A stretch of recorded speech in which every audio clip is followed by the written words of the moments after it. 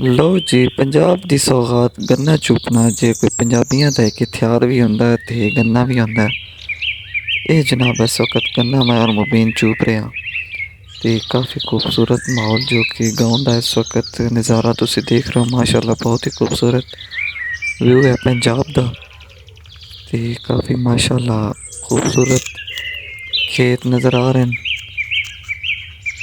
ਤੇ ਇਸ ਦੇ ਨਾਲ ਹੀ ਕੇਲੇ ਦਾ पौधा जो कि नज़दीक जाके तुहानू विखाने बहुत ही खूबसूरत है। काफ़ी बड़ा बड़ा इसका पत्ता है।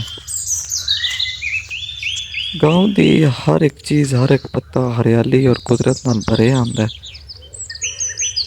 गाँव की जिंदगी अल्लाह पाक एक दफ़ा सारे जिंदगी नसीब करे ते गाँव में एक बार विजिट करो सारे जेडे भाई अजे थोड़ी नहीं आए।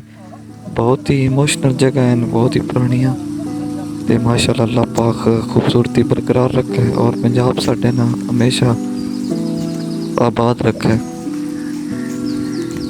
दुनिया की खूबसूरती का मयार गाँव उत्ते ही होंदा है। दुनिया का कोई भी मुल्क जिहड़ा खूबसूरती अलोगे होंदा वो गाँव की तरफ ही होंदा है। शहर में जितने जितने इंसान मैनुअल चीज़ां बना लेंदा लेकिन उसका मज़ा नहीं होंदा जिहड़ा कुदरत